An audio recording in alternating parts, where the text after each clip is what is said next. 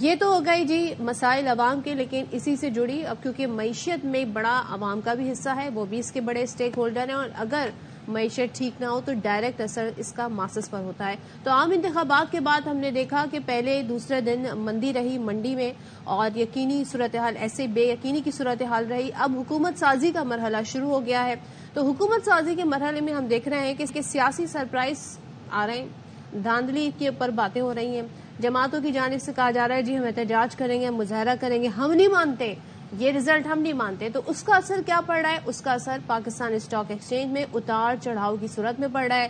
کسی دن ہم دیکھتے ہیں زبردست اسٹاک ایکسچینج پرفارم کرتی ہے، کسی دن ہم دیکھتے ہیں انہی خبروں کی وجہ سے مارکیٹ سینٹیمنٹس ہیں وہ ڈاؤن ہوتے ہیں، اور پھر یہ منڈی کی زد میں آ جاتا ہے۔ تو سرمایہ کاروں کے 1,62,60,69,14,110 روپے ڈوب گئے، پیسے بھی لکھ دیتے ساتھ میں اشاریہ اتنے۔ لیکن خیر اب سچویشن یہ ہے کہ وزارت خزانہ نے آئی ایم ایف سے مزید 6 ارب ڈالرز کا نیا قرض پروگرام حاصل کرنے کی تیاری بھی کر لی ہے، اور ذرائع کا کہنا یہ ہے کہ نیا پروگرام یہ 3 سال کے لیے ہوگا، اور اس کا نام ہوگا ایکسٹینڈڈ فنڈ فیسلٹی۔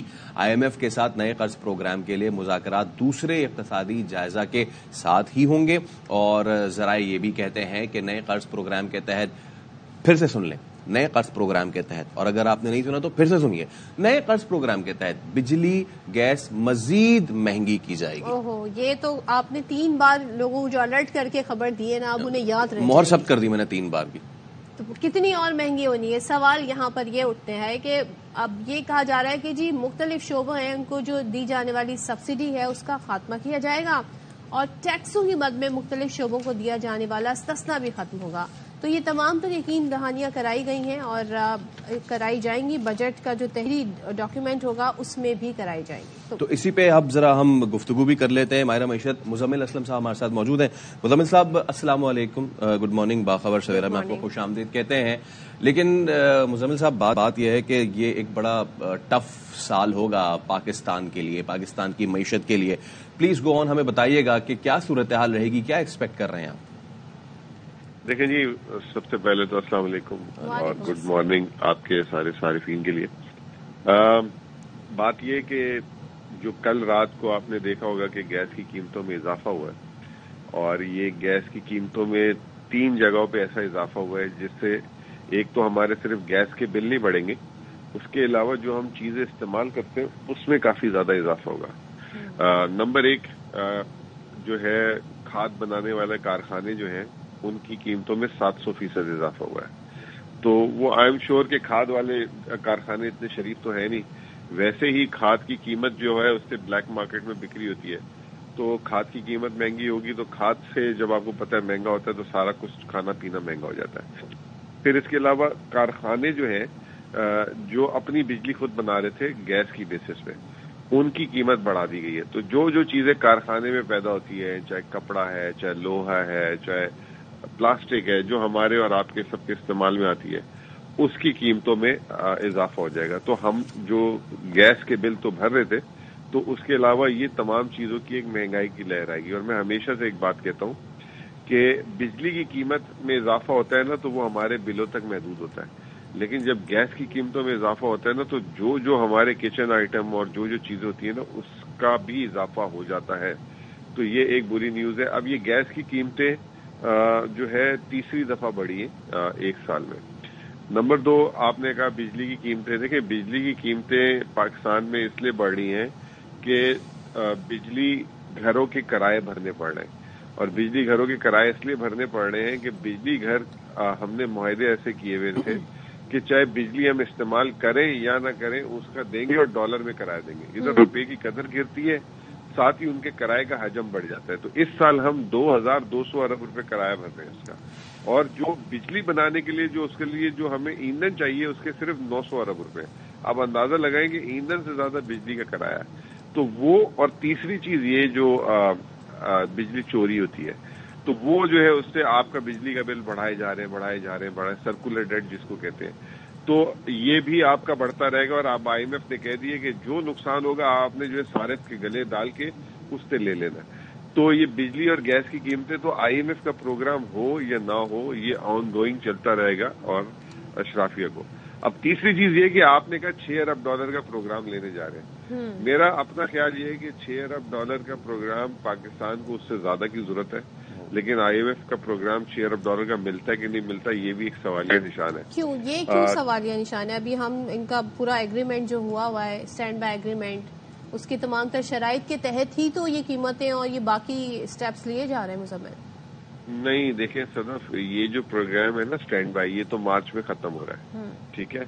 जब मार्च में खत्म होके आपको फिर नया प्रोग्राम लेना होता है, तो जब नया प्रोग्राम लेना होता है तो वो फिर वापस से आपकी मईशत का जायजा लेते हैं और वो जायजा लेकर देखते हैं कि इनकी मईशत के हालात कैसे हैं। जैसे कि आप किसी डॉक्टर के पास जाते हैं, आपका वो देखता रहता है, आपको दवा देता रहता है, लेकिन अगर कोई और मसला होता है तो वापस से आपका जायजा लेता है ना पूरा कि भाई इसको क्यों बीमारी हुई है। तो IMF उसका वापस से जायजा लेगा पूरी मईशत का, और जो जायजा लेने के बाद अभी आप खुद देख लें कि महंगाई हमारी जो है अभी तक 29% चल रही है। IMF कहता है कि शरह सूद जो है महंगाई के बराबर होनी चाहिए, तो वो जब देखेगा तो शरह सूद पे बात कर सकता है आपसे, रुपए की कदर पे भी बात कर सकते हैं कि रुपए की कदर आपकी कहाँ खड़ी है। लेकिन जो सबसे अहम सवालात है मैं आपको बता देता हूँ जो IMF करने जाएगा आगे। नंबर 1, IMF जो है SIFC पे भी सवाल कर रहा है कि SIFC का क्या करना है। IMF कंफर्टेबल नहीं है SIFC के अभी के निफाज से उसको, क्योंकि लीगल कवर देना पड़ेगा।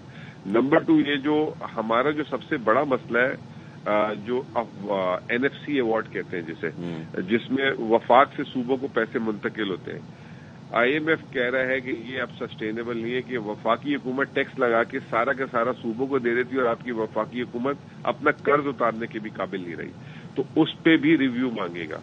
और फिर जो 3 अहम चीजें हैं, नए टैक्सेस जो है वो कह रहे हैं कि एग्रीकल्चर पे लगाएं, रिटेल पे लगाएं और रियल स्टेट पे लगाएं। तो ये जो है एक मजबूत हुकूमत अगर होगी तो ये रिफॉर्म या वो IMF को कमिटमेंट दे सकेगी। इतनी कच्चे धागे वाली हुकूमत ये नहीं कर पाएगी। वैसे मुजम्मिल साहब, ये जो आपने 3 हेड्स बताए ना, ये तो मतलब पाकिस्तान का रोना ही यही है कि सैलरी क्लास ही जो है वही टैक्स दे दे के मर जाए और बाकी जो क्लासेस हैं, बाकी जो रिटेल का सेक्टर, एग्रीकल्चर है, वो फिर दे ही ना। लेकिन अब सिचुएशन ऐसी है कि गैस की कीमत बढ़ेगी तो ऑब्वियसली कपड़े की मैन्युफैक्चरिंग कॉस्ट बढ़ेगी, गैस की कीमत बढ़ेगी, रोटी पे पैसे बढ़ेंगे। यानी कि ये साल भी गरीब और जो मुतवस्सित तबका है ये परेशान नहीं होगा, इसी तरह पिसता रहेगा ये।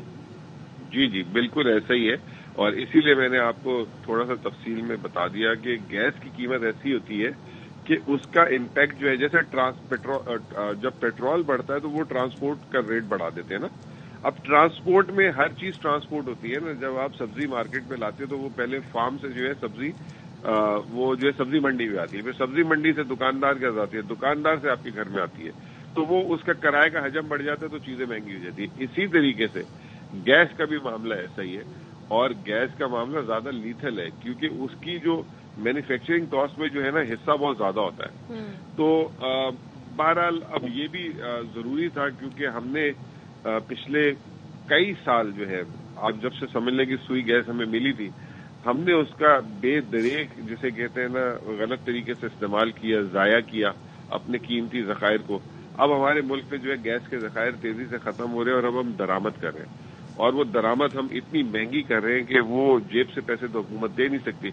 अब एक ही ऑप्शन है, या तो वो आपके चूल्हे तक गैस पहुंचा दे या वो जो है गैस ना पहुंचाए। मुजम्मिल, ये जो फिर अभी इलेक्शन कैंपेन में हमने सियासी जमातों के नारे देखे जिसमें 300 यूनिट फ्री, हम आपको जी नौकरियां भी देंगे और महंगाई कम कर देंगे। महंगाई जाहिर है एक घर में जो एक शख्स है जो अपना घर चला रहा है उसको क्या चाहिए, बिजली के बिलों में रिलीफ चाहिए, उसको अपनी कुव्वत खरीद बढ़ानी है, लेकिन इन चीजों में कैसे रिलीफ एक आम आदमी को मिलेगा?